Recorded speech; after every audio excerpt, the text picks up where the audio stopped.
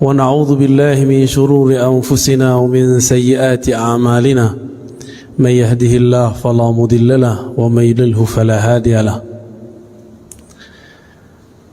نشهدكم بأن لا إله إلا الله وحده لا شريك له وأن محمدا عبده ورسوله اللهم صل وسلم وبارك عليه أما بعد أوصيني وإياكم أيها المسلمون بتقوى الله فقد فاز المتقون فقد قال عز من قائل يا أيها الذين آمنوا اتقوا الله حق تقاته ولا تموتن إلا وأنتم مسلمون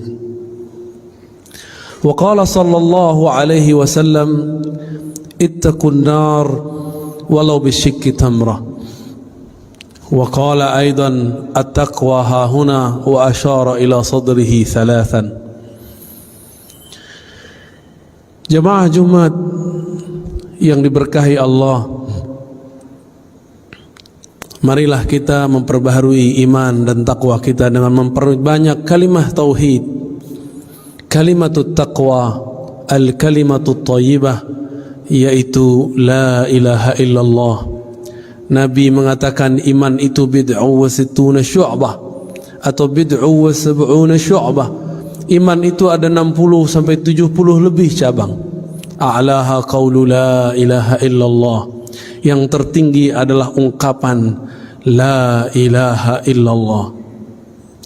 Maka jika ingin melihat orang yang tertinggi iman, tauhid dan takwanya, perhatikanlah orang yang lisannya sibuk menyebut itu, yang kalbunya mantap dengan pemahaman kalimah itu.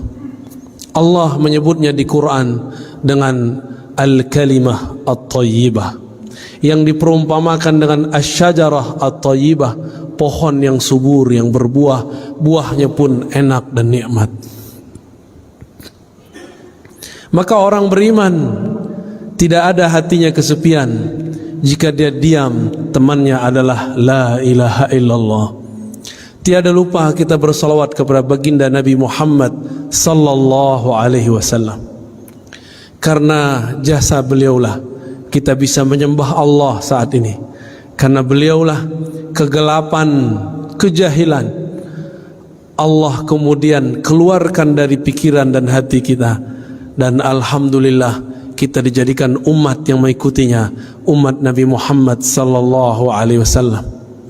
Ada sekitar 12 nabi dalam riwayat yang banyak berharap dia diangkat atau dipilih menjadi umat Nabi Muhammad. Tapi kita tanpa perlu berdoa, Allah anugerahkan menjadi umat akhir zaman, umat Nabi Muhammad sallallahu alaihi wasallam. Suatu nikmat yang tiada tara, tapi nikmat berbanding dengan ujian dan cobaan. Maka semua cobaan yang ada semenjak Nabi Adam alaihissalam sampai kepada Nabi Isa ada pada umat Nabi Muhammad sallallahu alaihi wasallam. Tapi Allah mengabarkan innallaha ma'as sabirin. Allah senantiasa membersamai orang-orang yang sabar. Semoga kita menjadi orang yang sabar. Jemaah Jumat yang dimuliakan Allah, pada khutbah yang sangat singkat ini kami akan menyampaikan satu riwayat hadis mengenai kewaspadaan kita di akhir zaman. Suatu kali diriwayatkan bahwa Sayyidina Ali dalam hadis Bukhari, begitu juga hadis Muslim, mengirimkan Ghunaimah atau Zuhaibah beberapa emas, beberapa harta rampasan perang tentunya, dikirim dari Yaman ke Madinatun Nabi, Madinah At-Thayyibah, Madinatul Rasul sallallahu alaihi wasallam.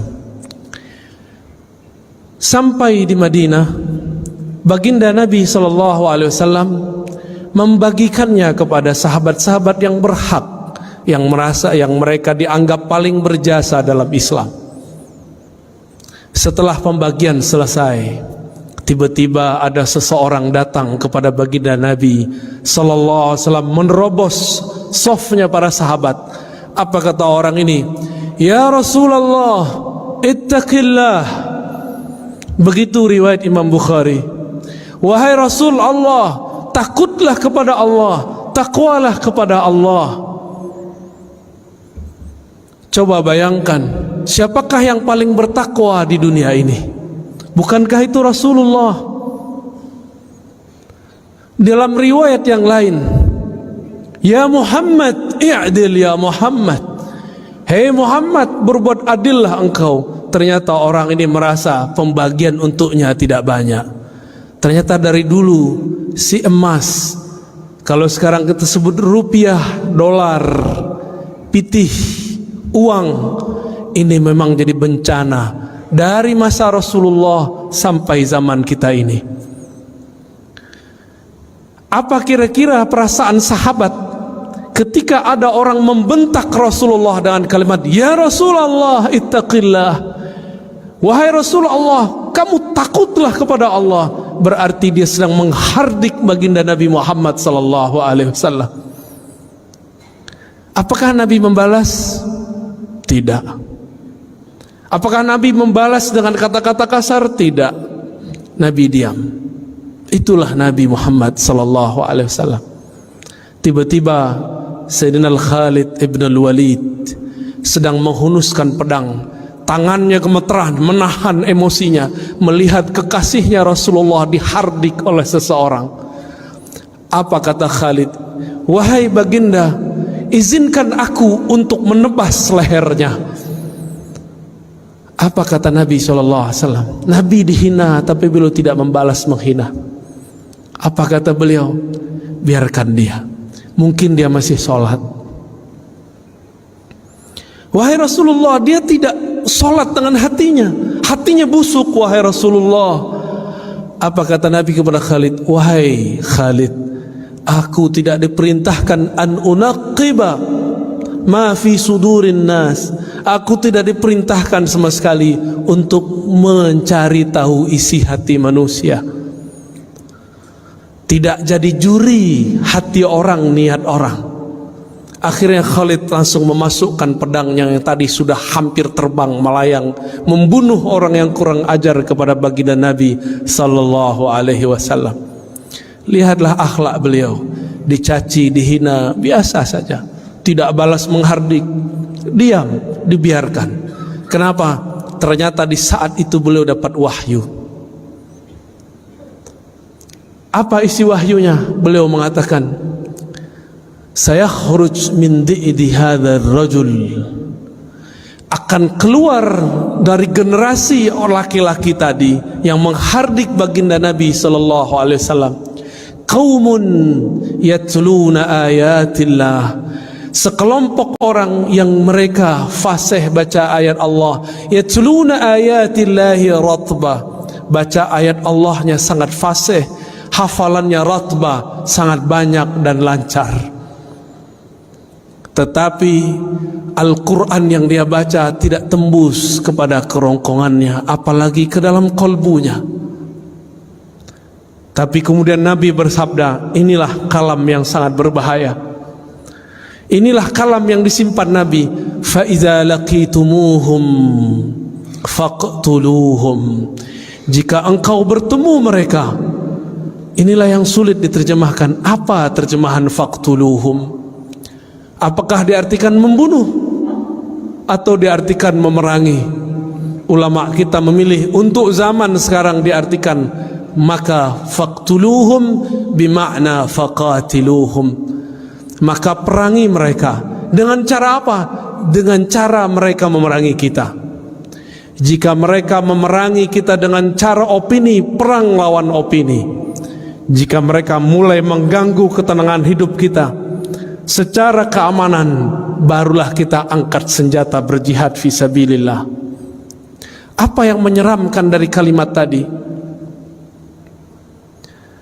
Bukan kalimat faqtuluhum semata, tapi yang membuat kita sedikit agak bingung. Sebenarnya tidak bingung. Apa itu? Orang ini yang disuruh Rasulullah untuk diperangi, ternyata mereka hafal ayat Allah, lancar baca kitabullah, tapi kitabullahnya tidak tembus sampai kepada kolbunya. Apa media supaya banyak orang baca ayat-ayat Allah? Tentu ada ma'had tahfiz, rumah-rumah tahfiz. Maka di akhir zaman ini banyaklah rumah tahfiz. Ternyata inilah maksud Rasulullah. Nanti di akhir zaman kalian akan menemukan banyak rumah-rumah tahfiz. Apakah semuanya salah? Belum tentu. Semuanya benar? Belum tentu. Jika bersumber pemahamannya, seirama pemahamannya dengan orang ini yang dia merasa suci, bahkan berani mengkritik baginda Rasulullah. Rasulullah sudah wafat. Kalau zaman sekarang mereka berani su'ul adab kepada para guru, para masyayikh, kita boleh menasihati orang, tapi jangan menghardik orang. Orang-orang ini menjadikan ayat sebagai alat untuk menghardik. Lafaznya sama dari dulu sampai sekarang. Orang-orang ini pasti kalimatnya ittaqillah, bertakwalah kepada Allah, seakan-akan dia paling bertakwa di alam semesta. Jemaah Jumat yang dimuliakan Allah, maka rumah tahfiz yang kita bina, ma'had tahfiz yang kita punya, yang kita wakafkan, harus betul-betul dijaga. Jangan sampai kesusupan pemahaman pengikut orang yang ini. Mohon kita semua menjadi pengawas lembaga-lembaga wakaf. Mohon kita menjadi semua pengawas rumah-rumah tahfiz. Apakah ini mengajarkan kurang ajar kepada Rasulullah, kurang ajar kepada pewaris Rasulullah, atau mereka yang mengajarkan cinta kasih, adab kepada wali Allah? Bapak, saudara, sahabat jamaah Jumat yang dimuliakan Allah, berdasarkan hadis ini, ulama-ulama kita sekarang mulai kebangkitan, mulai sadar. Kita mesti bersanad, mesti bersilsilah, mesti berguru dalam ilmu apa saja. Bagian akhir yang kamu sampaikan, ketika awal abad kedua, Al-Imam Muhammad ibn Sirin, seorang tabi'in, bertemu sahabat-sahabat Rasulullah. Ketika banyak orang hafal Quran dan Sunnah, tapi pemahamannya tidak sesuai dengan yang dihafalnya, maka beliau mengatakan, فَإِذَا ظَهَرَتِ الْفِتْنَةِ, ketika kekacauan sudah mulai muncul, maka kami bertanya, سَمُّوا لَنَا رِجَالَكُمْ. Begitu diriwayatkan oleh Imam Muslim.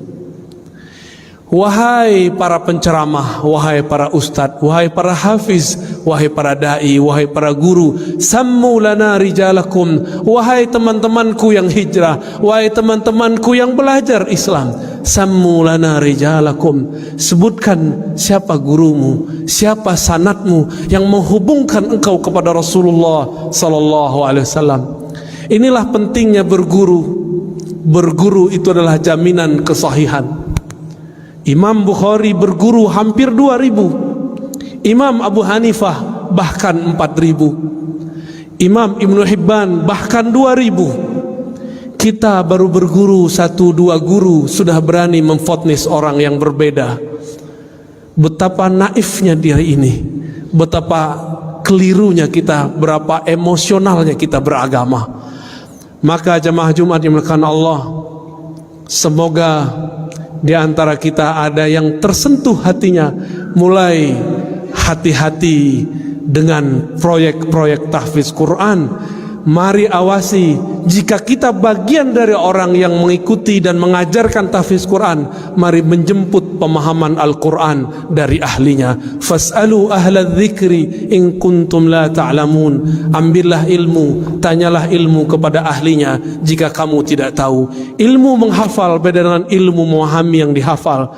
Semoga Allah yufaqihna fid din wa 'allamana at-ta'wil wa yu'allimuna at-ta'wil. Semoga Allah membimbing kita memahami agama ini dan memahami isinya. Nasallallahu yubarika lana wa lisairil muslimina wal muslimat, wa nasallallahu as-sattar al-ghaffar al-ghafur ay yaghfira lana wa yasturana bi sitrihil jamil wa yuzayyinana bi sitrihil jalal. ونسأل الله التوبة والمغفرة استغفروا أيها المسلمون فإنه كان غفارا. اللهم صل على سيدنا ومولانا محمد وعلى آله وصحبه أجمعين. الحمد لله الذي هدانا لهذا وما كنا لنهتدي لولا أن هدانا الله. أشهد أن لا إله إلا الله وأشهد أن محمدا عبده ورسوله. اللهم صل على سيدنا محمد وعلى آله وصحبه وسلم. أما بعد فيا عباد الله، أوصيني وإياكم بتقوى الله بأن تكثروا من قول لا إله إلا الله محمد رسول الله، بأن تتبعوا سنن المصطفى صلى الله عليه وسلم ظاهرا وباطنا. إن الله ملائكته يصلون على النبي يا أيها الذين آمنوا صلوا عليه وسلموا تسليما. اللهم صل على سيدنا محمد وعلى آل سيدنا محمد كما صليت على سيدنا إبراهيم وآل سيدنا إبراهيم، وبارك على سيدنا محمد وعلى آل سيدنا محمد كما باركت على سيدنا إبراهيم وآل سيدنا إبراهيم في العالمين إنك حميد مجيد. الدعاء: اللهم اغفر للمؤمنين والمؤمنات والمسلمين والمسلمات الأحياء منهم والأموات، وتابع بيننا وبينهم بالخيرات. رب اغفر وارحم وأنت خير الراحمين. اللهم يا مقلب القلوب يا مصرف القلوب ثبت قلوبنا على دينك وطاعتك. اللهم أعنا على ذكرك وشكرك وحسن عبادتك. اللهم وفقنا وأهلنا وذرياتنا والحاضرين لطاعتك برحمتك يا أرحم الراحمين. اللهم ربنا آتنا في الدنيا حسنة وفي الآخرة حسنة وقنا عذاب النار واجعلنا من حملة القرآن. آمين يا رب العالمين. عباد الله، إن الله يأمر بالعدل والإحسان وإيتاء ذي القربى وينهى عن الفحشاء والمنكر والبغي يعظكم لعلكم تذكرون. فاذكروا الله يذكركم واشكروا على نعمه يزدكم ولذكر الله أكبر.